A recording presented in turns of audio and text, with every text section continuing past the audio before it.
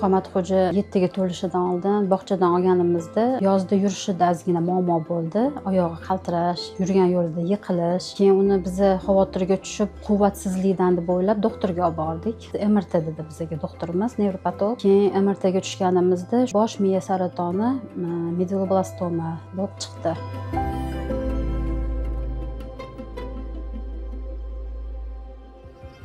O'zbekiston 2024-yilda dunyo bo'ylab 6 ta ilk mamlakatlar qatorida saraton kasalligiga chalingan bolalarni dori vositalari bilan ta'minlash bo'yicha global platformaga qo'shildi. Bu tashabbus saraton tashxisi qo'yilgan har bir bola hayoti va uning oilasi uchun nihoyatda muhim. Chunki global platforma yuqori sifatli, hayotni saqlab qoluvchi dori vositalarining bepul ta'minlanishini kafolatlaydi va saratonga chalingan bolalarning yashab qolish imkoniyatini oshiradi. Bolalar saraton kasalligini samarali davolash uchun turli xil dori vositalari talab etiladi.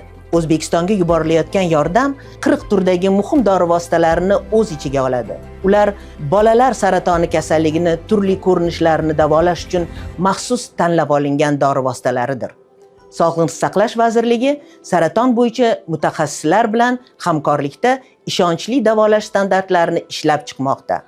Barcha dori vositalari bolalar uchun xavfsizligi va samaradorligini ta'minlash maqsadida Milliy farmakologik qo'mita tomonidan qat'iy sifat nazoratidan o'tkaziladi. Biz uchun har bir bolaning hayoti bebaho. Biz ularning kelajagi uchun barcha imkoniyatlarni ishga solmoqdamiz. Global platforma orqali dori vositalari yetib kelishi sababli ota-onalar dorilar kechikishi haqida endi xavotir olmasligi mumkin.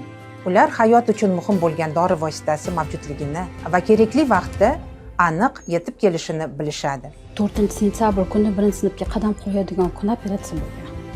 Shunaqa paytda dorini bor yo'qligi banisada sizni qiziqtirmaydi, faqat shu dorini topsam bo'ldi degan narsa his qilasizda ota-onalar. Bu dorilarni kelayotgani birinchi o'rinda bizning yutug'imiz, dori-darmon qidirib yurmasligimiz, vaqtdan yutishimiz. Moliyaviy jihatdan ham yordam. Ular qo'ligidan kelgancha bizga yordam qilib, o'z ishligini ustasi bo'lib, mas'uliyat bilan ishlab, bizga shu muolajalarni qilib berishayotganiga, hamshiralarga, doktorlarimizga katta rahmat degan bo'lardim. Ota-onalar kuchli bo'lishini, taslim bo'lmasdan oxirigacha borishligini maslahat berardim. The Global Platform for Access to Childhood Cancer Medicines brings together St. Jude, WHO, UNICEF, the Pan American Health Organization, and governments of the world to co-design this better future for the children with cancer of the world. This is a future where all children will have access to life-saving, essential medicines, and a future where all children, wherever they are, receive the gift of hope and can dream of a healthy life.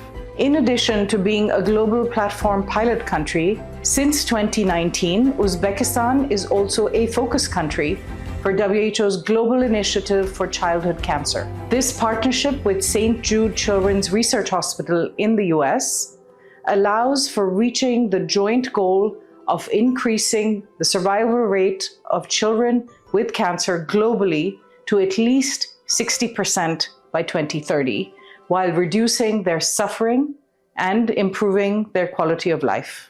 Along with our partners under the leadership of the Ministry of Health, we are proud to be building a robust system in Uzbekistan that will work now and in the future for every child that may be affected by cancer. To build national capacities to deliver these medicines, WHO has been working closely with the Ministry of Health to enhance treatment protocols in Uzbekistan, ensuring they meet a global standard. This is one of the ways that WHO is addressing global health inequities, strengthening national capacities, and saving lives. Biz bolalarning o'sishi, orzu qilishlari va rivojlanishi uchun barcha eshiklarni ochmoqdamiz. Chunki har bir bolaning hayoti qadrlidir. Har bir oila umid qilish imkoniyatiga ega bo'lishlari kerak.